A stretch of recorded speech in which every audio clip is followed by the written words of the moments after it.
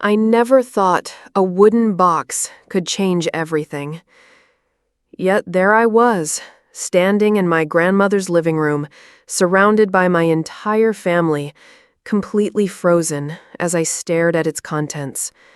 23 years of carefully constructed family mythology shattered in an instant. My name is Emma Sullivan, and until last Thanksgiving, I was the family disappointment, the black sheep who could never measure up to my perfect older sister, Melissa, the one who'd thrown away potential by choosing art over law school, the eternal punchline at every holiday gathering in our Connecticut home. But Grandma Ruth knew. She'd always known. And in her final act before passing, she made sure everyone else would know too.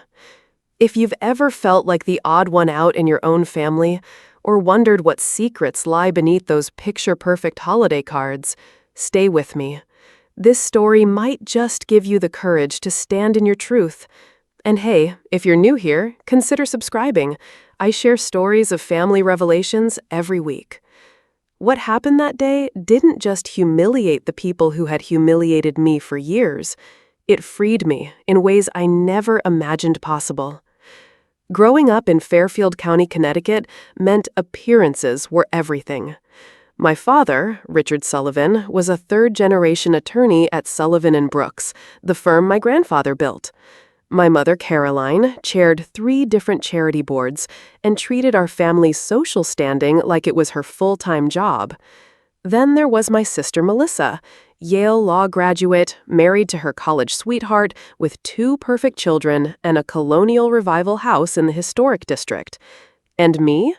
The disappointment who gave up a pre-law track at Boston University to pursue photography at RISD. The humiliation tactics were subtle but relentless. At my high school graduation party, Mom displayed Melissa's academic awards next to my cake. "Just so relatives remember, we have one successful daughter," she'd whispered when I confronted her. During a 4th of July barbecue when I was 19, Dad introduced my first serious boyfriend to everyone as Emma's friend, despite correcting him twice. "Well, these artistic types never stay together long," he'd explained to his golf buddies, right in front of us both. The pattern continued into my 20s. Every Thanksgiving and Christmas became an exercise in endurance. "Still doing that photography thing?" my uncle would ask, as if my flourishing career documenting rural American life for National Geographic was just a phase. "You know, Sullivan & Brooks always has a place for you in marketing," Dad would offer, making it clear that actually practicing law was for the real talents, like Melissa. But Grandma Ruth was different. My father's mother had been a wartime photographer in the 1940s before giving it up to raise her family. She lived in the guest house on my parents' property, and her space became my sanctuary. While everyone else questioned my choices, she celebrated them.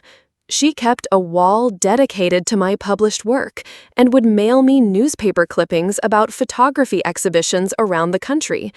"Your gift is seeing what others miss," she'd tell me while we looked through my portfolios. "That's not something to apologize for." What I didn't know then was that Grandma Ruth had been keeping a secret of her own, one that would explain why she alone had championed my creative path when everyone else tried to redirect it. A secret contained in a worn wooden box she kept locked in her bedroom desk drawer. I'd seen the box throughout my childhood, but never knew its contents. She would sometimes touch it absently while we talked, as if drawing strength from whatever was inside. When she was diagnosed with advanced pancreatic cancer last summer, she made a grand gesture that confused us all. She announced she was updating her will and would be leaving specific items to each family member to be opened together the Thanksgiving after her passing. Most peculiar was her insistence that I receive the wooden box, but was forbidden to open it until the whole family was present. "Promise me, Emma," she'd said, holding my hand in her increasingly frail one. "Promise me you'll wait. Everyone needs to see." I promised, not understanding the weight of what I was agreeing to. Grandma Ruth passed away in late August, and we honored her wishes, waiting until Thanksgiving when everyone would be together. None of us could have predicted how that one box would unravel decades of family mythology and change our relationships forever. Thanksgiving at the Sullivan household had always been a production. Mom insisted on using her grandmother's china, polishing the silver herself the night before, and arranging elaborate centerpieces from the local florist. This year was no different, despite, or perhaps because of, Grandma Ruth's absence. It was as if Mom was determined to prove that life went on, that the family traditions remained intact. I arrived early to help, a peace offering of sorts. Since Grandma's funeral, the tension between my parents and me had intensified. They blamed me for encouraging her independent streak in her final months, for supporting her decision to refuse some treatments when quality of life became her priority. If you hadn't filled her head with all that live your truth nonsense, she might have fought harder, Dad had said at the cemetery, his voice low enough that other mourners couldn't hear. The kitchen was a flurry of activity when I arrived. Mom directed her annual orchestra of side dishes, while Melissa arranged name cards at the dining table, predictably seating me between our cousin's screaming toddler and our uncle who inevitably drank too much. "Oh, Emma, good! You can peel the potatoes," Mom said, without looking up from her basting. No hello, no how are you after my 3-hour drive from my apartment in Brooklyn. Actually, I brought the desserts I promised, 3 pies, pumpkin, pecan, and apple, I said, setting the bakery boxes on the counter. Mom's eyes flicked to the professionally made pies. I told Melissa to handle dessert. Her homemade apple crisp is a family tradition. Wu asked me to bring dessert in our group text last week, I said, pulling up the message on my phone. I must have meant Melissa, she said dismissively. Well, we'll put them out anyway. Someone might want the option. It was such a small thing, but it stung in that familiar way. The constant rewriting of reality to maintain the narrative that Melissa was the reliable one, and I was the afterthought. Throughout the afternoon, family members arrived. Dad's brother, Uncle James and his wife with their college-age twins, Mom's sister, Aunt Linda with her new husband, Melissa's husband Brandon and their children, and a few family friends who had nowhere else to go. Each time the doorbell rang, I felt a twist in my stomach. After dinner would come the reading of Grandma's will and the distribution of her personal items, including the box meant for me. Dinner itself was an exercise in subtle jabs. Emma, didn't that magazine you work for downsize recently? Aunt Linda asked loudly across the table. National Geographic is doing fine, I corrected. I'm actually leading their new series on disappearing American industries. Oh, how depressing, Mom interjected. Melissa's firm just took on representing that new tech campus being built in Hartford, creating jobs rather than just documenting their loss. I caught my brother-in-law Brandon's sympathetic glance. He'd always been kind to me, seeming almost uncomfortable with the family's treatment at times. As dessert was being served, Melissa's apple crisp prominently displayed at the center of the table, my pies relegated to the sideboard. Dad cleared his throat.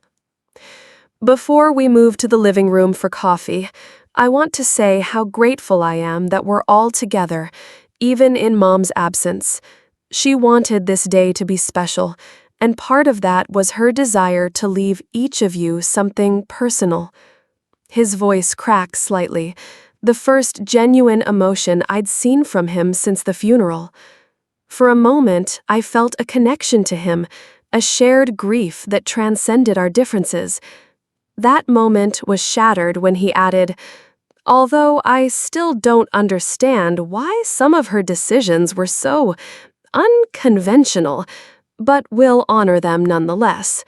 His eyes flickered to me, and I knew he was referring to the mysterious box.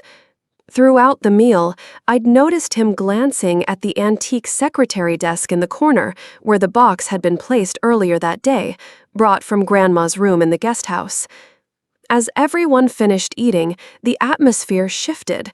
There was an undercurrent of curiosity, even greed, as relatives speculated about what they might receive. Grandma Ruth had come from money. Her family's textile business had been successful before being sold in the 1970s, and she had always had an eye for valuable antiques and jewelry. "I hope she left me those pearl earrings," I overheard Aunt Linda whispering to her husband. "Caroline already has Mother's diamonds." We moved to the living room where Dad's legal partner, Howard, was waiting with a folder. He would be executing the will, distributing items, and reading any accompanying letters. One by one, family members received their bequests: a watch for Uncle James, a set of first edition books for my cousin who studied literature, Mom's mother's china for Melissa. Each gift was thoughtful, personal. When Howard called my name, the room went quiet. "For Emma," he read from a card in his hand, "my most kindred spirit. This box contains my truth, which is also yours. Open it now, before everyone, and know that I am with you in this moment. It's time for the truth to breathe in the light." Dad shifted uncomfortably as Howard handed me the worn wooden box, about the size of a small jewelry case. Its brass hinges were tarnished with age, and the lock had been removed recently, leaving marks on the front panel. All eyes were on me as I placed it on my lap. The weight of it felt suddenly significant, as if it contained not just objects, but something living, breathing, something dangerous. "Well, open it," Mom prompted, impatience edging her voice. "We're all waiting." My hands trembled slightly as I lifted the lid.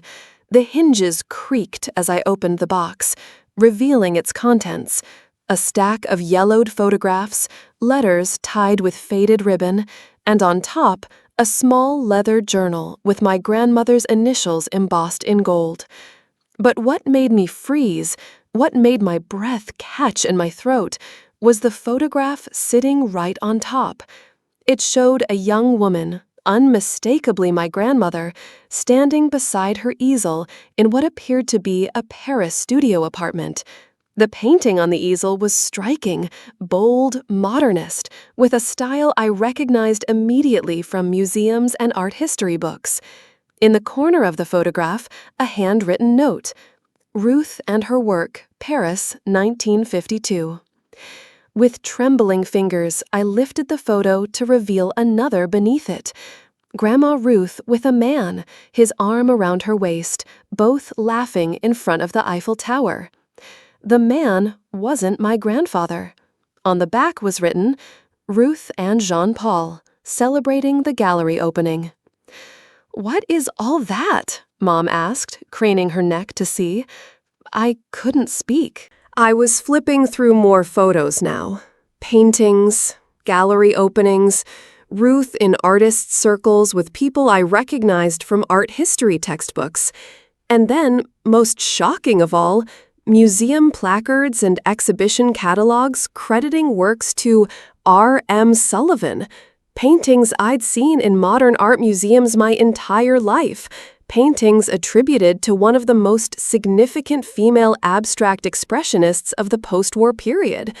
My grandmother, Ruth Marie Sullivan, was R.M. Sullivan, the artist whose work I'd written about in college, the artist who'd mysteriously disappeared from the art scene in the mid-1950s, with rumors of death or reclusion, the artist whose paintings now sold for millions. "Emma?" Dad's voice cut through my shock. "What is it?" I looked up, my vision blurred with tears. "Did you know?" I asked him directly. "Did you know who she really was?" Confusion crossed his face. "What are you talking about?" I stood, holding up the exhibition catalog from MoMA, dated 1954. Grandma Ruth was R.M. Sullivan. She wasn't just some hobbyist who took war photos. She was one of the most important American painters of the century. The room went silent. Then my father laughed, actually laughed, nervously. That's ridiculous. My mother was a housewife who dabbled in photography. She never painted anything in her life. Then explain these, I said, my voice growing stronger as I spread the photos on the coffee table. Explain why there are letters here from gallery owners and museum curators. Explain why there are newspaper reviews praising her work. Mom picked up one of the photos, her face pale. "Richard," she said quietly, "this does look like Ruth." I opened the journal, scanning entries until I found what I was looking for. I began to read aloud. October 15, 1955. I've made my decision. The baby comes first now. Thomas insists no wife of his will be gallivanting around galleries while he builds his law practice. He says it will embarrass him professionally to have a wife who paints those modern monstrosities, as he calls them. I've agreed to use my maiden name on the last paintings being shipped to New York. After that, R.M. Sullivan will cease to exist. Sometimes I wonder if this sacrifice will be worth it. But what choice do I have? An unmarried, pregnant woman has few options in this world. I looked directly at my father. "You were that baby," I said. "She gave up everything. Her identity, her career, her passion, because your father demanded it." Dad's face had gone from dismissive to ashen. "That can't be true," he whispered, but there was doubt in his voice. I continued reading from a later entry. May 3, 1978. Richard brought home his new girlfriend today. Caroline is exactly what he thinks he wants. Poised, traditional, from a good family. I see her evaluating our home, our status, as if calculating her future. When she noticed my small painting in the hallway, she asked if it was one of those abstract expressionists, like that Sullivan woman. The irony nearly made me laugh aloud. I said it was just something I'd picked up years ago. The secret remains safe, but heavier each year. Mom's hand flew to her mouth. "I remember that conversation," she whispered. I couldn't stop now. The years of dismissal, of condescension, of being made to feel less than for choosing art, they all came crashing together as I pulled out the final item from the box. A letter addressed to me, dated just weeks before Grandma died.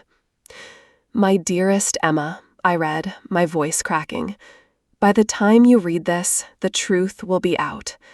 You are the only one who inherited not just my features, but my spirit. When you chose art over law, I saw myself in you, the self I abandoned. Your father never understood this gift, because I never had the courage to show him who I truly was. The art world believes R.M. Sullivan died in obscurity in the 1950s. In reality, she died slowly over decades in a Connecticut suburb, watching her son become exactly the man his father was, dismissive of creativity, obsessed with appearances and status. I looked up at my father, whose face had crumpled. "There's more," I said, turning back to the letter. "The paintings stored in my attic are the last works I ever created, never shown to anyone.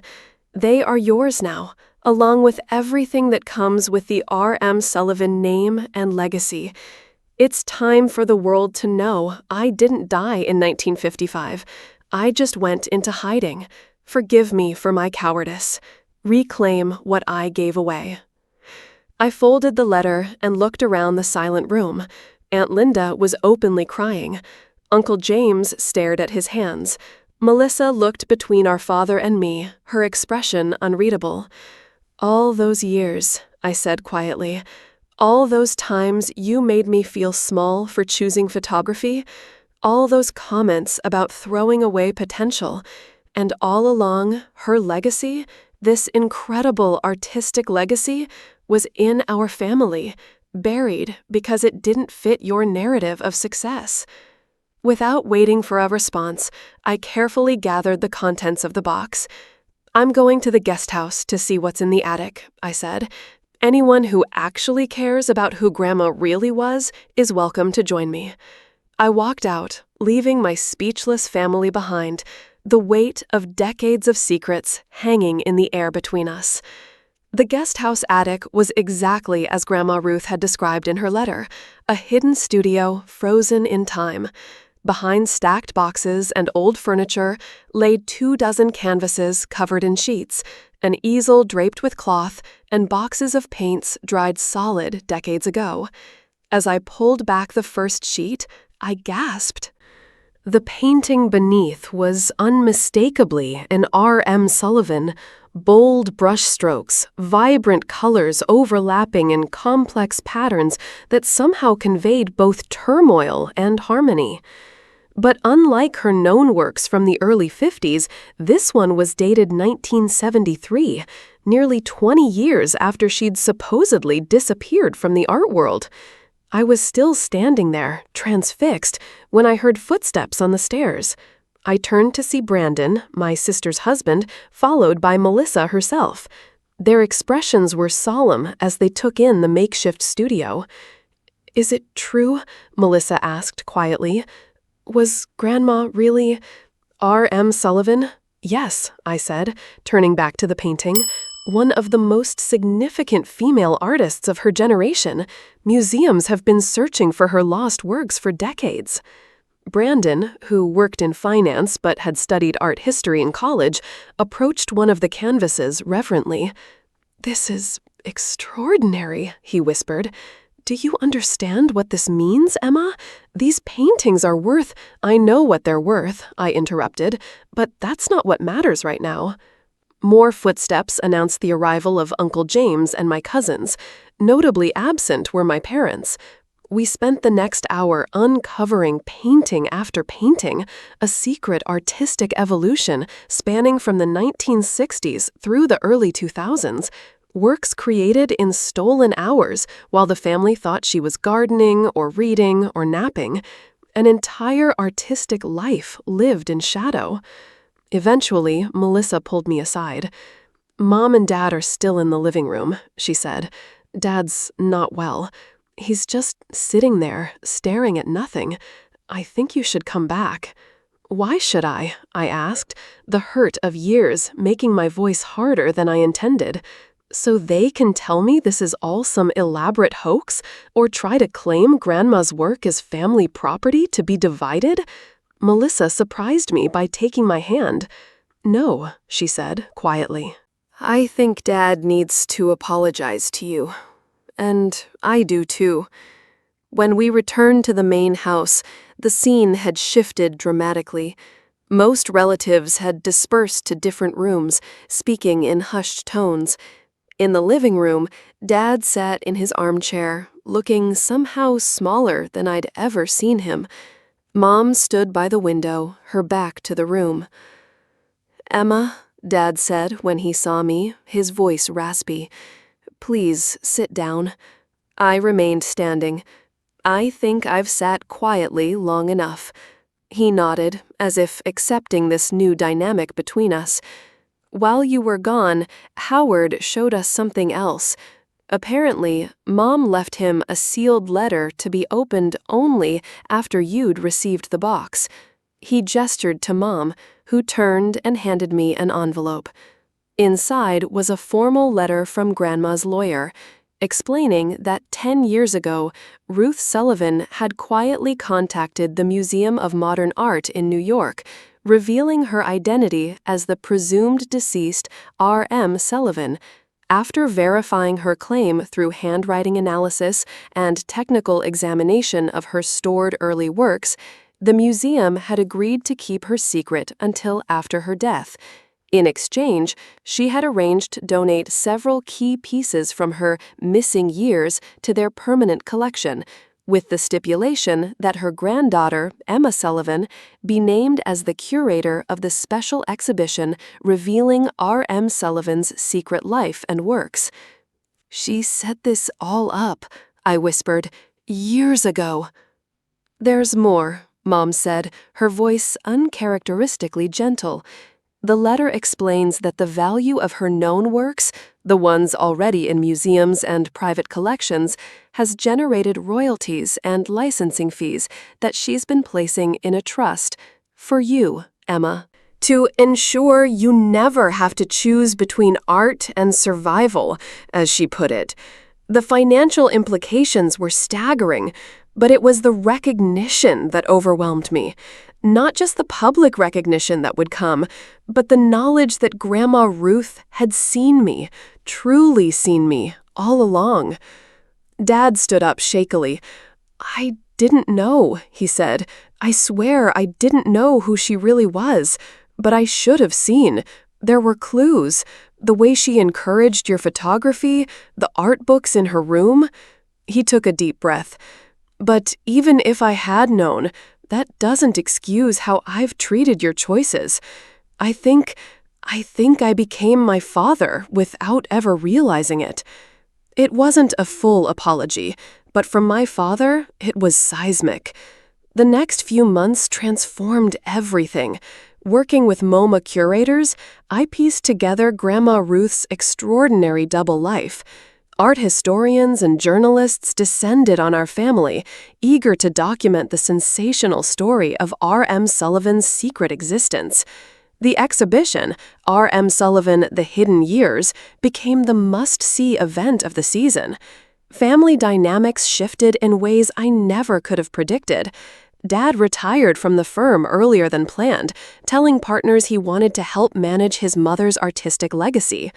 Mom, surprisingly, became deeply involved in cataloging Grandma's work, displaying a genuine appreciation for art I'd never seen in her before. "I think I was always intimidated by it," she confessed one evening as we sorted through photos. "It was easier to dismiss than to admit I didn't understand." Most unexpected was my evolving relationship with Melissa. One evening, as we sat in Grandma's studio reviewing exhibition plans, she admitted something that stunned me. "I was jealous of you," she said simply. "Everyone assumed I had it all because I followed the path laid out for me. But you had the courage to choose your own way, even when it was harder."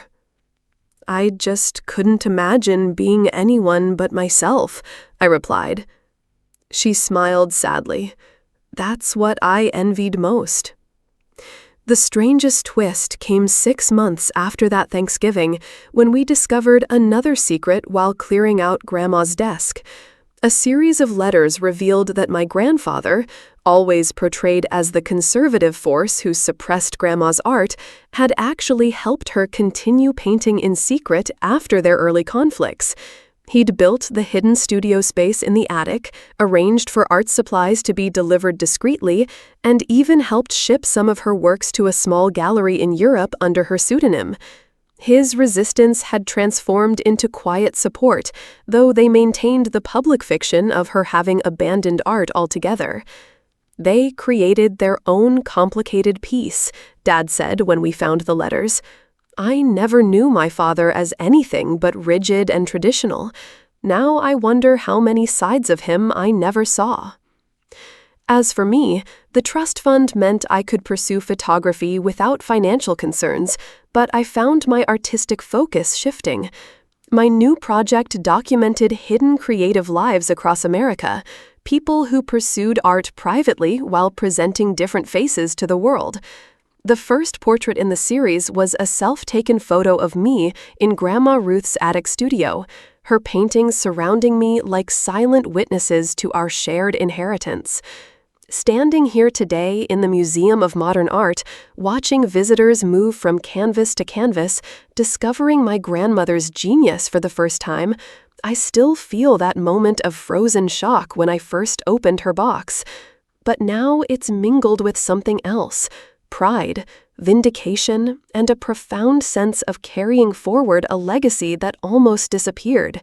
The box from Grandma didn't just reveal family secrets, it rewrote our story. It showed me that truth, even long buried, has its own gravity.